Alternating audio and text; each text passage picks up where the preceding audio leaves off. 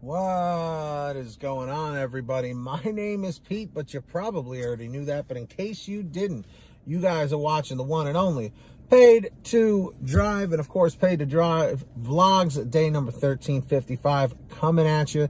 Hope you're all doing well out there. If you deliver for any of the apps like GrubHub, DoorDash, Uber Eats, or any of the others, you're in the right place to stay informed with what's going on in the gig economy. Get started right now by hitting that free red subscribe button down below and turn on all notifications so you're always notified when I post something new. And of course, don't forget to hit that like button. It just lets YouTube know I'm doing a good job. So let's jump into the email. Thornton Mellon, Triple Lindy style. Here we go. So this person asked to remain anonymous. All right. And this should be a bit of an eye-opener for some. So he goes, "Hey, boss, I was wondering if you might do a video on some hard truths to think about with gig work in general. I'm a business owner and owned a trucking company for 10 years. I got out of that and do DoorDash now full time because the trucking industry isn't what it used to be. And I make good money with a lot less stress and headaches." So obviously this person is a hard worker, you know. Everyone complains about the pay with gig companies, DoorDash in particular, and wants these companies to have to pay at least minimum wage with something along the lines of Prop 22 in California. What people don't realize about this is that if this happens, then we will no longer be independent contractors and we will be employees instead. If and when that happens, then all gig companies can set a minimum acceptance rate. That means no more cherry picking, no more declining any orders. The gig companies will make it so you have to accept every order regardless of whether it tips or not. Once that happens, then two things will eventually trickle into effect. Customers will realize that their orders will be delivered no matter what and stop tipping. And then number two, which will lead to the death of the gig economy altogether. DoorDash used to have the best pay model, and it was easy to keep your acceptance rate high at numbers when they had a $7 minimum on all orders. It's been a long time since the $7 minimum. Yes, they supplemented that with part of the tip when the tip was high, but at least they paid decent on even the no-tip orders, and it wasn't them keeping the tips to put on the other orders. You still got the full tip on that order, and they just lowered the base pay. Well, everyone complained about that and even sued DoorDash over it. Then it went to a $3 base pay. Still, people kept complaining and complaining and complaining. Now we're at a $2 base pay for most orders, and still people are complaining. DoorDash can legally take base pay away completely with us being 1099 independent contractors, and then we work strictly for commission, tips only. Just wanted to point out that the more people complain and raise hell, the worse things get for everyone. People seem to have short memories and forget that things can and will always get worse than they are. Please don't share my name. Hope this is something that will interest you. You seem like you play fair to both sides. So, to the anonymous person who wrote this, I do agree that, you know, a lot of drivers do want that minimum wage, which really is an employee mindset.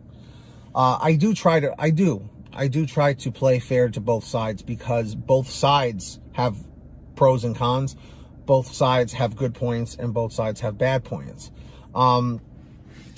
The $7 minimum was a very long time ago. But it does seem that nowadays some drivers, some dashers are making more money than they were back then. One thing that I have said in many videos and will continue to say in even more videos is that every market is different. Well, Pete, you always say that. It's the truth. What works in my market may not work in yours. John in this state, let's say Kansas or something, might not be making a lot of money. But Bill in Florida is killing it. Same day, same time. Okay? Why is that? There's a lot of factors involved. The restaurants, how long the restaurants take to make the orders, the kinds of clientele you have, the level of income of people, you know, who's tipping higher, who's not tipping at all. Okay? What kinds of restaurants you're picking up from in general, fast food places, or places that are more sit-down restaurants that have takeout.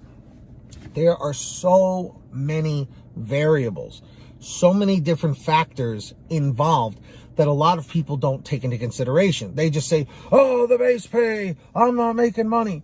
But then why is it that so-and-so in the same market is doing well? You know, the fact of the matter is this: you need to find a way to make things work in your market. I say give the gig economy 6 months if you're brand new. Try your hardest, educate yourself, watch these YouTube videos, get on Facebook and check out the groups. Although a lot of them tend to be toxic, but you can learn a lot from others. Talk to other drivers when you're waiting for orders and get tips and tricks from them. That's what I did when I first started. I made a lot of money.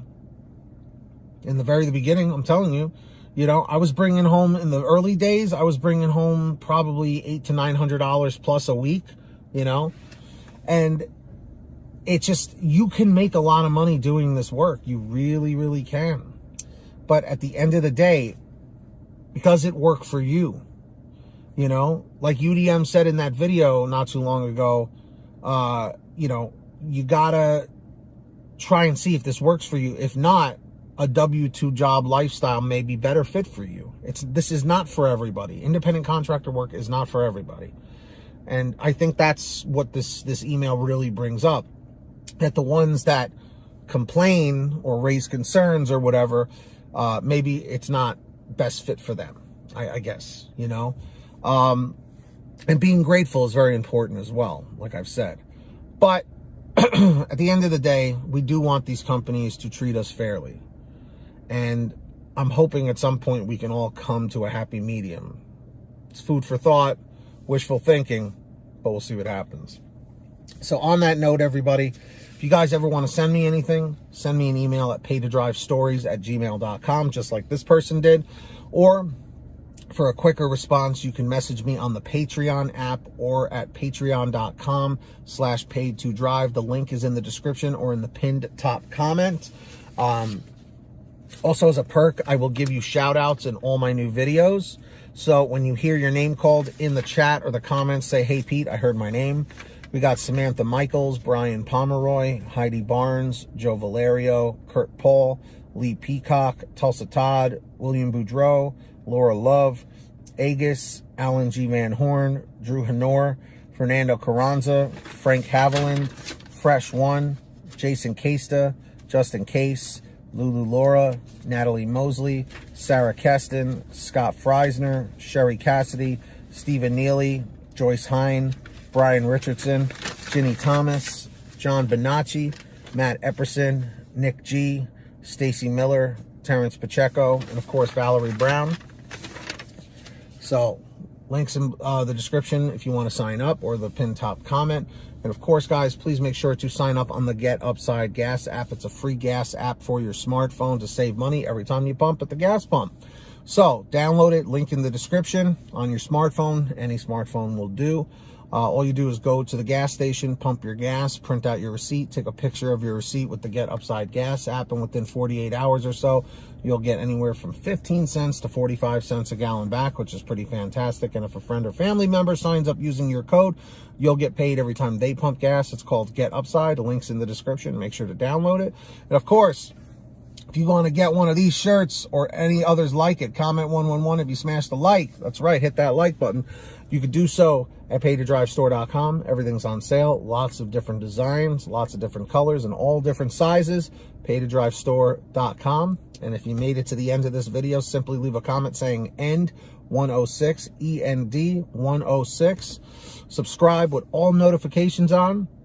Hit that like button down below, of course, and well, hit the notification bell, and of course hit that like button. It just lets YouTube know I'm doing a good job. And until next time, get that money, get that honey, keep hustling and keep bustling, and we'll see you next time right here on Paid to Drive and Paid to Drive Vlogs. Have a good one, guys. Drive safe and be well.